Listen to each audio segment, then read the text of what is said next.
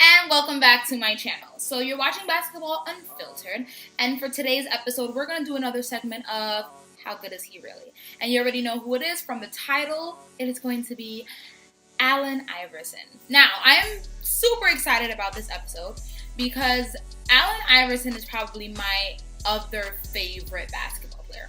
We all know who I adore, and it is LeBron James.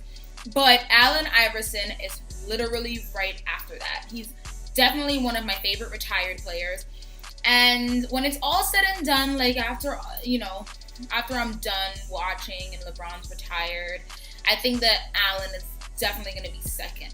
Stay tuned because we are going to rank and rate, and we're going to end up seeing how good Allen Iverson really was. So stay tuned because you're watching Basketball Unfiltered.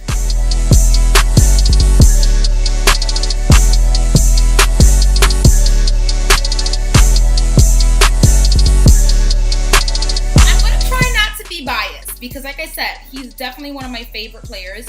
I used to, when I was around 15, 16 in high school, I used to stay in my room for hours and watch his highlights, like on YouTube, all day. In the summer, I used to do it all day because I was a loser. I didn't go anywhere. But like, I would come home after school and I would watch his highlights on YouTube.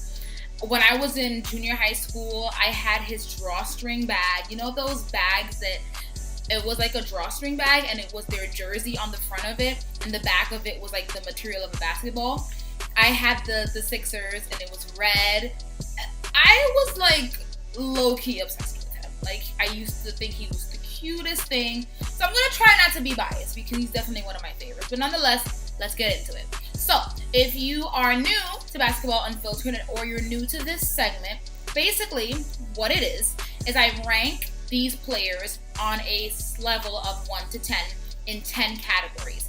At the end, I will add them all up and average it all out, and whatever number that we come out with is basically how I think these players rank, how good they really are. Of course, it's all subjective. I know that people, debate with me and argue with me and they think that I'm not making any sense, but it's all subjective and I love to hear your opinions. And so, of course, as always, we can do it all in the comment section below. So let's get into it. First category, offense. We know that Allen Iverson was a scoring monster. He was a scoring machine. He was like a quick little rabbit. He was just great. He was the league's leading scorer 4 times. 1998 to 1999, he was averaging 26.8%.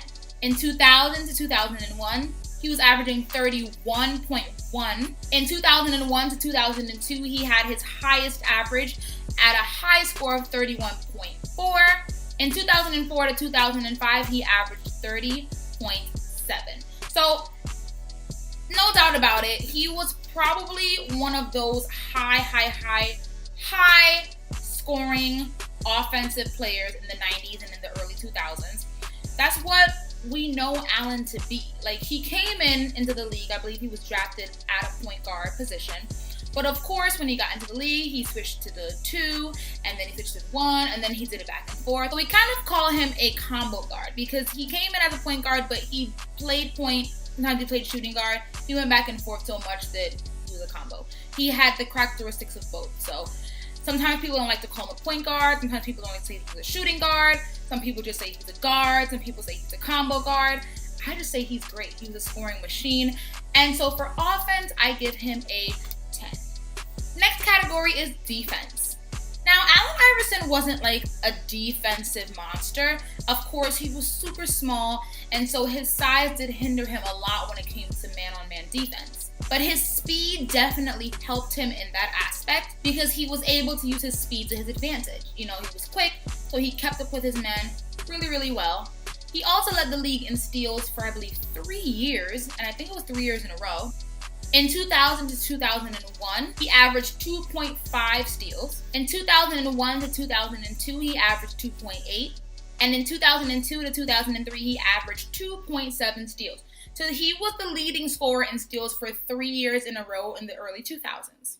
To his on-court vision, he was really good at finding his lanes and finding ways to force turnovers. And so he was really good in that. So for his defensive category, I'm going to give him an 8.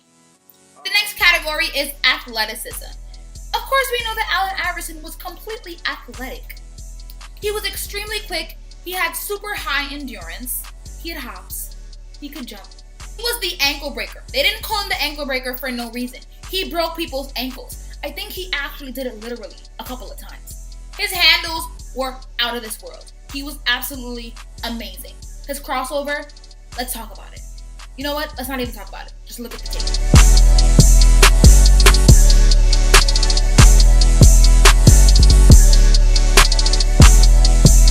For his size, he was absolutely so athletic. And so for athleticism, I'm going to give him a 10. Next category is leadership skills. Now, I know that some people think that he was not that much of a leader. A lot of people thought that he was really immature. He didn't make the best decisions at all. Allen Iverson found a way at all times to rally his team as best he could. Whether it was in the regular season, whether it was in the playoffs, he always found a way to get his team to get it together. And I mean, at the end of the day, that's what it's all about. When you think of a leader, that Sixers-Lakers series will always stick out in our minds. And it's not only because of this.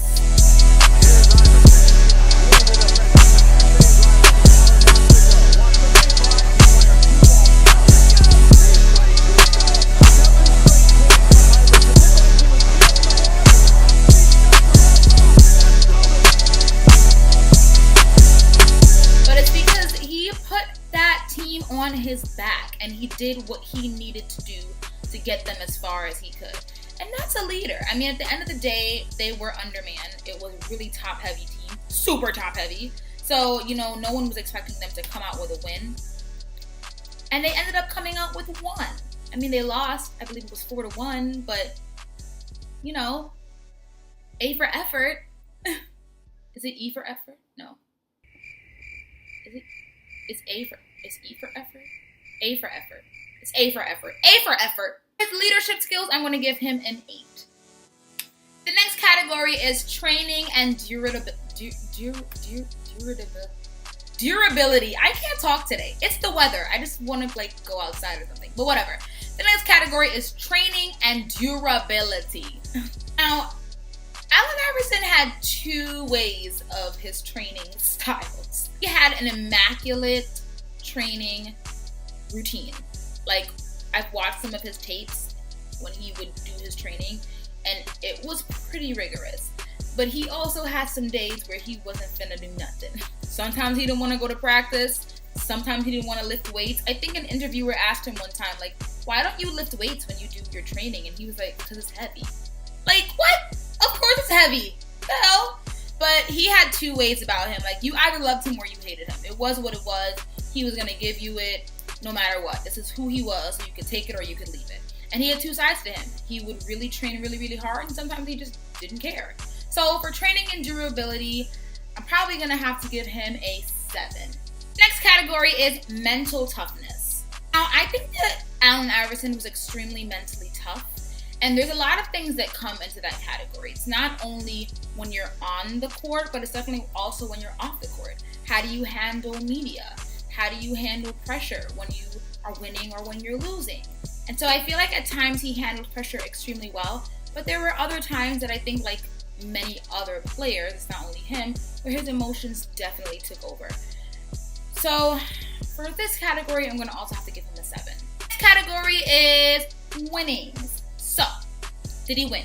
Basically, I don't like to, and I say this every single time, I do not like to use championships to rate and rank players, because I feel like you can't use a team accomplishment to judge an individual performance. Right? Does that make sense?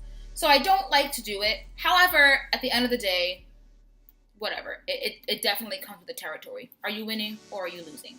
That's what you're here to do. You're here to get championships. Are you getting them or not?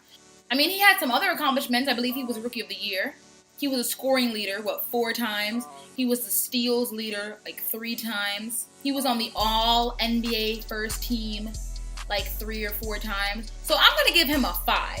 I can't give him anything higher than that because he didn't win anything. But at the end of the day, he worked really, really hard, and he had some other accomplishments. Don't be a hater. So he gets a 5. The next category is clutchness. So, was Allen Iverson clutch, or was he not clutch? He was clutch. In my opinion, yes, he was clutch. Allen Iverson was completely fearless. He didn't fear anyone. He was not scared of anyone on the court. It could have been against Michael Jordan. He didn't care. He really didn't care. He was completely fearless. He always delivered when it counted. It may not have been in practice, but in a game, he was your man. So, for clutchness, I'm going to have to give him an 8. Yeah, an 8. The next category is ball IQ. So I believe that Allen Iverson's ball IQ was pretty good. I believe he had a lot of court vision. He definitely saw who was around him and was able to complete plays. And he was a pretty good two-way player. He definitely understood how to run down the court and stop a play. And he was also obviously really good on his offensive side. So he could get you a steal, and then he could get you a basket. And that's what we need. So, for ball IQ, I'm going to give him, I don't know. Should it be a 6? Or 7? I want to say 7, but I also want to say 6. 7. Not 6. So, for ball IQ, it's a 7.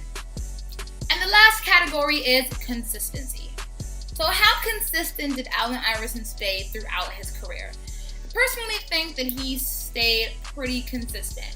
His scoring stats fluctuated throughout the years, and of course, towards the end of his career, it definitely took a dip and a dive. He was averaging around 17, 18, 19 points through the latter part of his career. But for the most part, he stayed pretty consistent. Like any basketball player, he had his pros, he had his cons. His offense was really, really good. At times, his turnovers were super duper high. I think at one point he was averaging around 4 turnovers a game.